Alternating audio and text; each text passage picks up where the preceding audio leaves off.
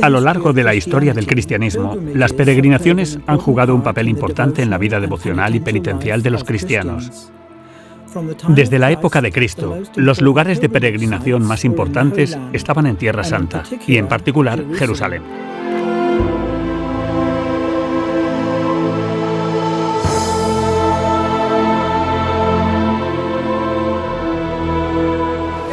La Iglesia del Santo Sepulcro marca el lugar donde Jesús fue crucificado, sepultado y resucitó de entre los muertos. Constantino el Grande construyó la iglesia oficial y en las décadas posteriores a la invasión musulmana fue dañada y reparada varias veces, hasta que en 1009 el califato fatimí ordenó su completa destrucción.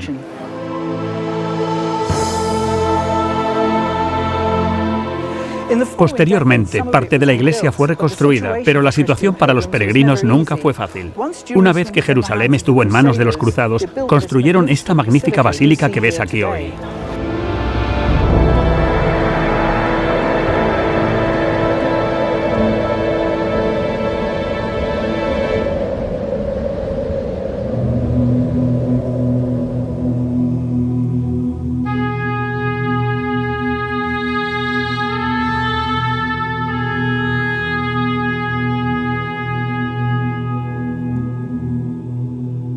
A finales del siglo XI, Jerusalén había estado en manos musulmanas durante varios cientos de años.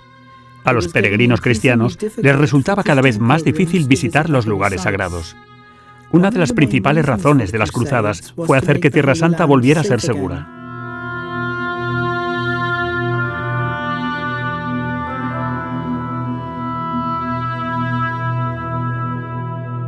Sabemos que a esta zona llegaban peregrinos desde los años 60 del siglo I y que estaba recibiendo una atención especial. Sabemos, por evidencias arqueológicas, que antes del año 135 vivían cristianos en carpas junto a la tumba, lo que llamó la atención de los romanos, y que localmente elaboraban su vino, que está de hecho debajo del piso de lo que llamamos nuestra capilla de los cruzados. Después de que el emperador Constantino legalizó el cristianismo en el año 313 después de Cristo, su madre Helena viajó a Jerusalén y encontró el lugar de la muerte y resurrección de Jesús. También encontró la Vera Cruz. La población se volvió principalmente cristiana, como lo hicieron en la cercana Belén, el lugar de nacimiento de Jesús, otro importante lugar de peregrinaje.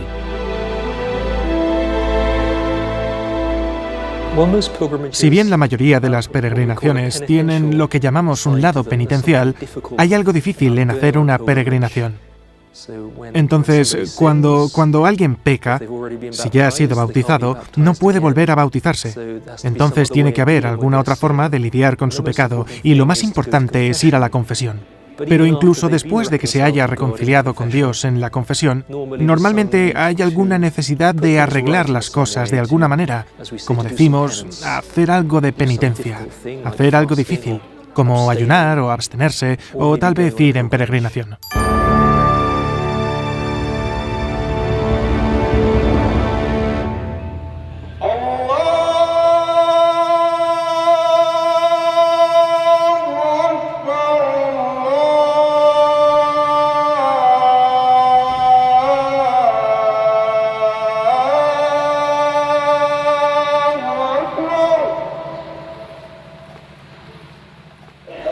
En 610, algo iba a suceder que afectaría a todo el mundo cristiano.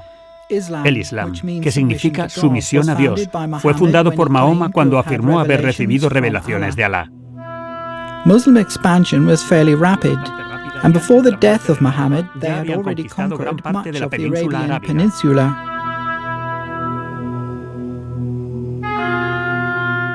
La expansión, por tanto, del mundo islámico fue muy rápida y todo fue por la espada. Todo fue expansión militar. Es muy diferente a cómo los cristianos tienden a pensar en la expansión del cristianismo, dirigido por misioneros, entrando, digamos, en el Nuevo Mundo o en el mundo antiguo. Los misioneros cristianos que se extendieron por todo el Imperio Romano, como San Pablo.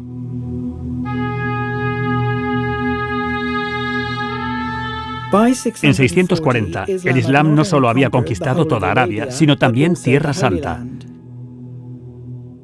En 661, la conquista musulmana de Persia estaba prácticamente completa y habían ocupado las tierras cristianas del norte de África hasta Trípoli. A principios del siglo VIII, el Islam estaba haciendo retroceder a los bizantinos en Asia Menor. Luego, capturó todo el norte de África. Hacia el 732, el Islam había conquistado la mayor parte de la península ibérica y estaba avanzando hacia Francia.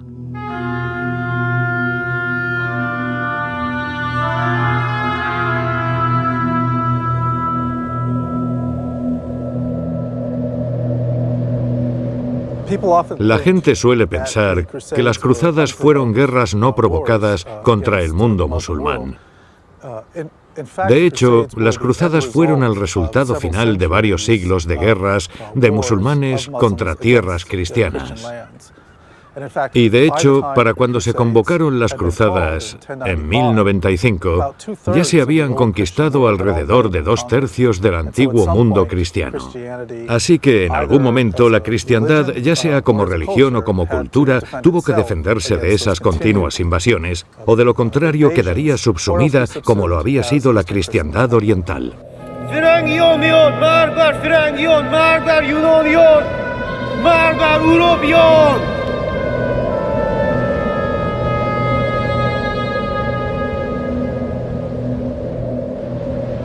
Muchos creen que la batalla de Tours en 732 fue una de las batallas más importantes de la historia de la cristiandad.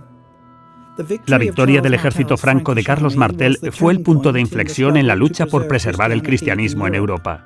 Pero en Tierra Santa, las cosas seguían siendo difíciles para los cristianos. Incluso la iglesia original del Santo Sepulcro fue destruida a principios del siglo XI. En 1071, el ejército bizantino sufrió una derrota devastadora en Manzikert. Ahora los turcos selyúcidas estaban entrando directamente en el propio imperio bizantino.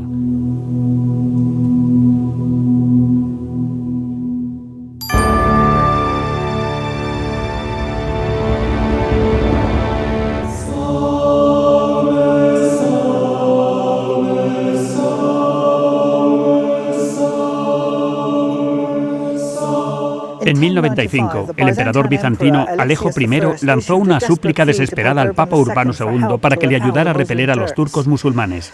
El Papa acababa de convocar un consejo en Piacenza, en el norte de Italia. Entonces, Alejo I envió su delegación al consejo. El emperador imploró humildemente al Papa y a todos los cristianos fieles que le ayudaran a repeler a los que habían ocupado las tierras hasta las murallas de Constantinopla.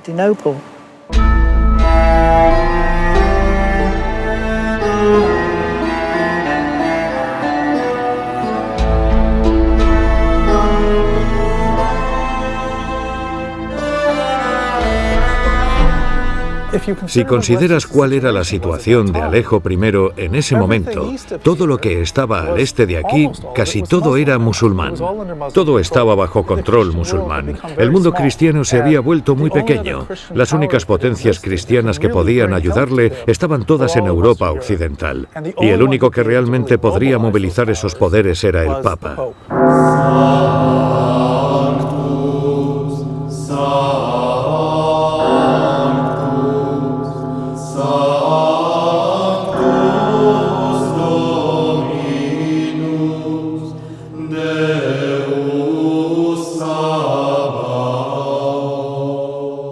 El concilio de Clermont fue convocado principalmente para tratar asuntos eclesiásticos. Sin embargo, después de mucha contemplación en oración sobre la situación en Tierra Santa y la súplica del emperador bizantino, el Papa Urbano decidió actuar.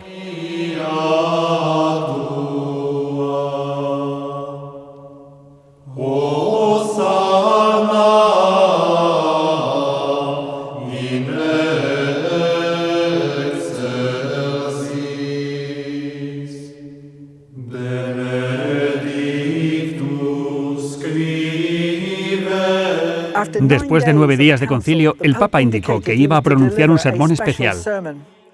El 27 de noviembre, cientos de clérigos, obispos, abades y sacerdotes, y miles de laicos, nobles y caballeros, se reunieron en un campo en las afueras de Clermont.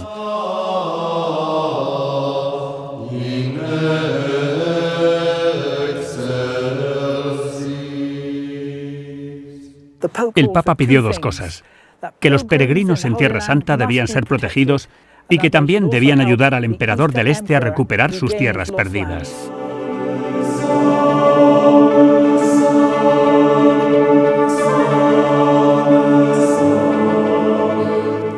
Una cruzada fue, ante todo, una guerra santa. En la tradición cristiana, tal guerra se libra con la aprobación de Dios o de Cristo, y en el caso de las cruzadas, el intermediario entre Cristo y los fieles era el Papa.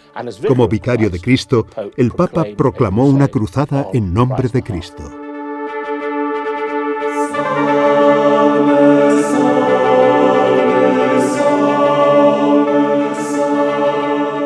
El Papa Urbano, en su sermón en Clermont, captó el espíritu del momento en el que la gente había estado pensando y reflexionando. ¿Deberíamos ir y ayudar al Imperio bizantino? ¿Qué pasa si cae frente al Islam? Sabemos que España ha sido tomada. ¿Somos los siguientes? Entonces, esta no fue una guerra de agresión. Esta fue una guerra de defensa. Fue el Islam la fuerza agresiva. Y llega el Papa y dice, ahora es el momento. Debes actuar. Y es por eso que la gente se levantó como una y dijo, es la voluntad de Dios.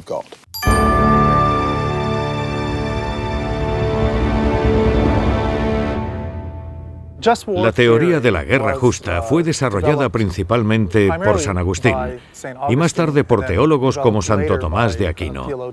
Los componentes de una teoría de la guerra justa requerían que la guerra se librara solo como último recurso, solo en aquellos casos en los que había habido una agresión clara, en los que se habían agotado los intentos pacíficos para tratar de lidiar con esa agresión y cuando había una autoridad legítima para dirigir realmente esa guerra.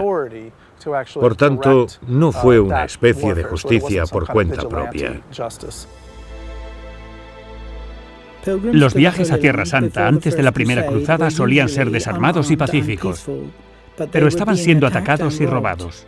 Una peregrinación alemana en 1064 perdió más de 2/3 partes de su número entre la costa y Jerusalén. De 7.000 peregrinos, solo 2.000 regresaron a casa.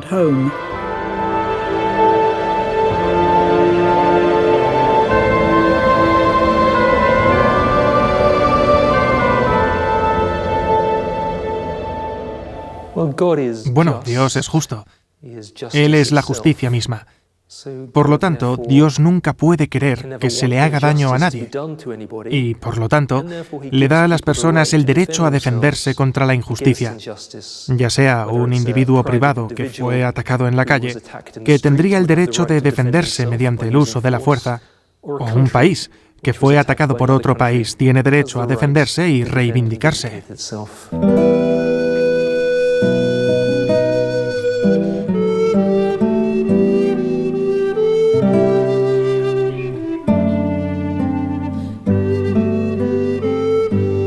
Uno de los primeros en dar un paso adelante y comprometerse con la causa fue Adhemar, obispo de Puy.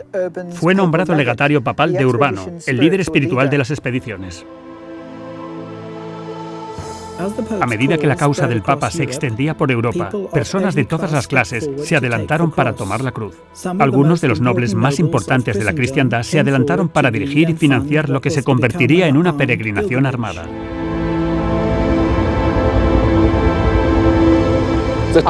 Lo inusual de las cruzadas era que eran guerras penitenciales,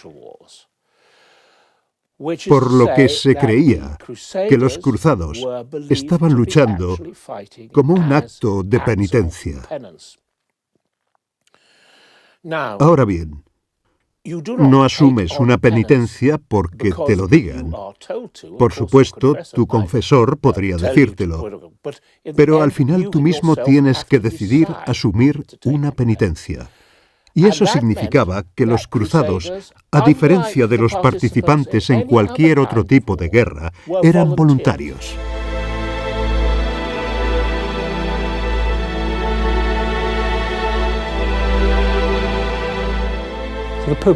Así, el Papa ofreció indulgencias plenarias a todos los que tomaron la cruz, como a quienes partieron hacia Jerusalén para liberar los lugares santos.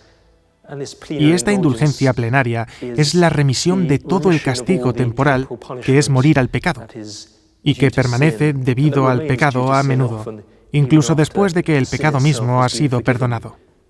Entonces, esta era una forma en que los cruzados podían esperar evitar los castigos o dolores del purgatorio y, al tiempo de su muerte, ir directamente de la tierra al cielo.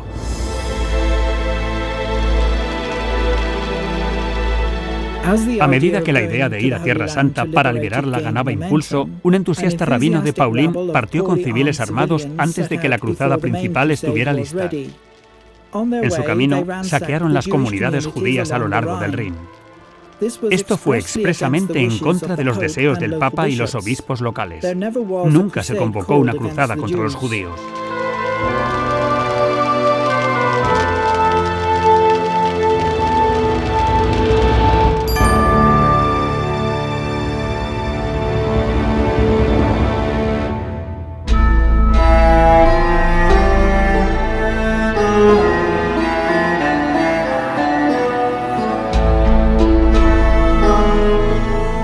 La primera cruzada propiamente dicha comenzó a llegar a Constantinopla en noviembre de 1096.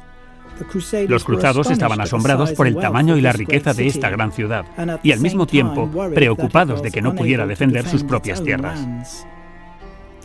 Los cruzados esperaban que el emperador asumiera personalmente el mando de la cruzada y también proporcionara un gran ejército propio, así como suministros y apoyo. Pero el emperador bizantino, Alejo, tenía otros planes. Su objetivo era utilizar a los latinos para repeler a los musulmanes de las tierras que alguna vez fueron bizantinas, no recuperar Jerusalén. Alejo hizo que los cruzados hicieran un voto de devolver sus tierras, pero no todos los nobles lo hicieron.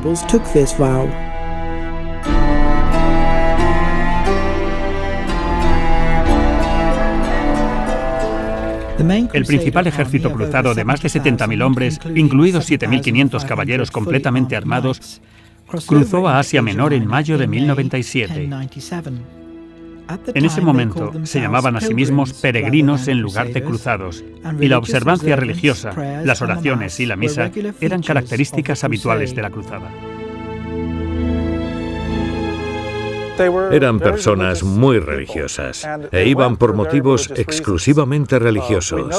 Sabemos esto porque las cruzadas eran increíblemente caras. Muchos nobles pagaron 3, 4, 5 veces sus ingresos anuales para ir a la cruzada. Fue extremadamente mortal. Solo alrededor del 50% de los cruzados regresaron a casa.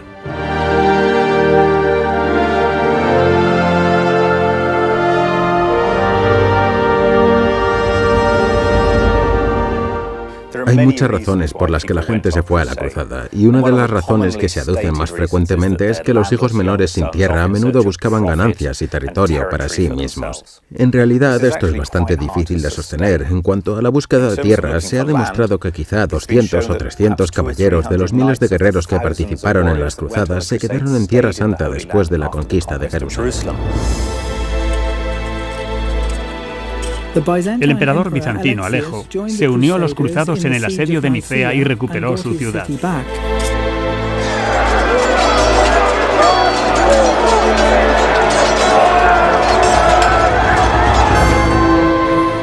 Después de la victoria, el ejército de los cruzados se dividió en dos para facilitar el mando y ayudar a buscar comida.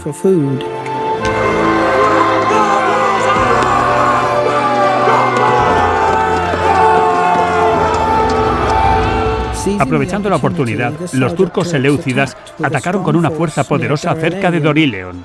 Los cruzados fueron casi sobrepasados y sufrieron grandes pérdidas.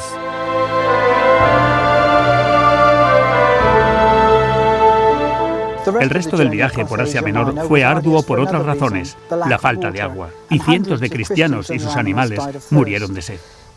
En el otoño de 1097, los cruzados llegan a Antioquía.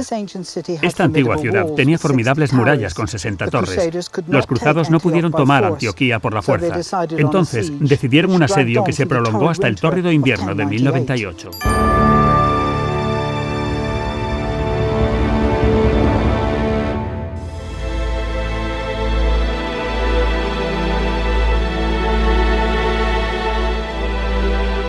Las condiciones durante el sitio de Antioquía fueron increíblemente duras. Los cruzados están fuera de esta ciudad en el norte de Siria durante meses, durante un invierno muy, muy duro.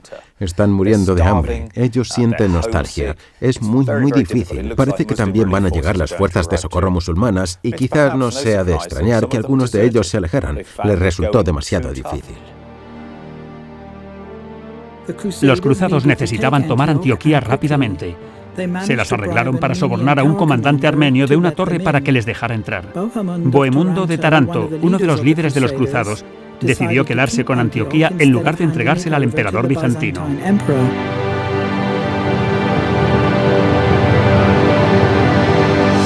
Bohemundo de Tarento es alguien que tiene un historial de estar en conflicto con los bizantinos. También existe la sensación de que los griegos no están cumpliendo su parte del trato. ¿Dónde están sus suministros? ¿Dónde está el apoyo que viene de ellos? Y este antagonismo entre esas ideas cobra fuerza. Y cuando Bohemundo tiene la oportunidad de apoderarse de Antioquía por sí mismo, la toma y justifica quedársela diciendo que Alejo no ha apoyado a los cruzados. Los cruzados estaban ahora sitiados por el ejército musulmán recién llegado. Siempre estaban esperando que llegara el ejército griego de Alejo, pero esto nunca sucedió. Entonces, en el momento de la crisis más severa de los cruzados, Bizancio les falló.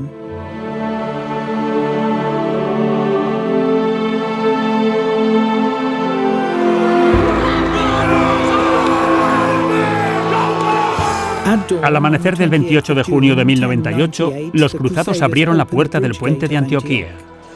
Marcharon rápidamente para encontrarse con los musulmanes mientras el clero ofrecía oraciones y bendiciones. Avanzaron sobre los musulmanes que fueron tomados por sorpresa.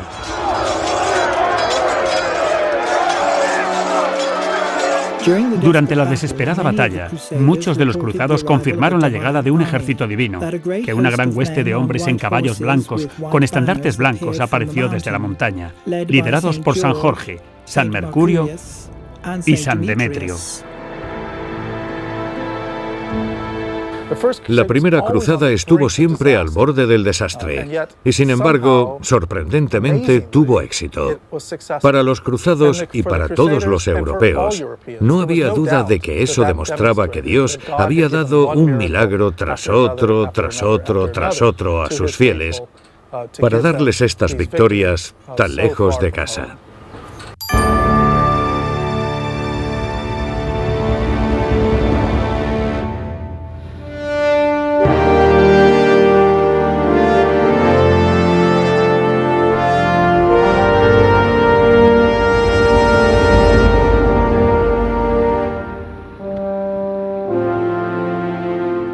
Los cruzados llegaron a Jerusalén el 7 de junio de 1099. Su número ahora se había reducido de 70.000 a solo 12.500 lacayos y 1.300 caballeros. Al ver la ciudad santa, muchos se arrodillaron en oración. Algunos se emocionaron hasta las lágrimas.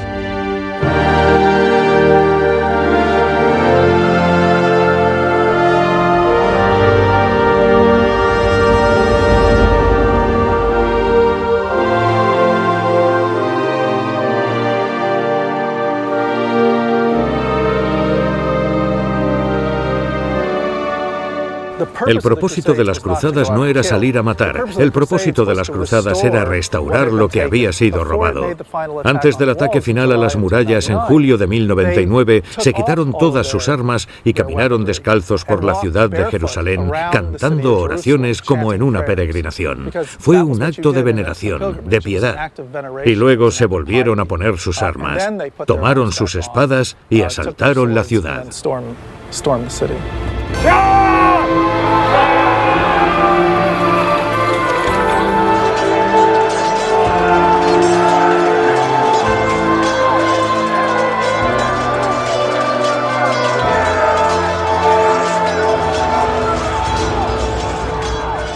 En la Edad Media, si una ciudad se rendía antes de ser asaltada, los defensores solían ser salvados o rescatados.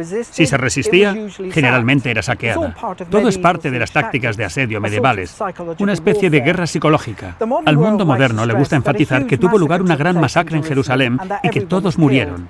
pero los estudios posteriores han descubierto que esto es una exageración. Hay una frase muy a menudo citada sobre caballos y caballeros de pie en sangre hasta las rodillas. Esta es una imagen interesante. En cierto sentido, conviene a los escritores occidentales que quieren hablar sobre la liberación de Jerusalén y su éxito militar. Pero en realidad es una exageración. Después de la liberación de Jerusalén, los cruzados marcharon para encontrarse con un gran ejército de socorro egipcio y nuevamente, contra todo pronóstico, lo derrotaron cerca de Ascalón. El logro de los cruzados fue recibido con gran alegría durante toda la cristiandad. El éxito de la primera cruzada fue milagroso e incluso asombra a los estudiosos de hoy.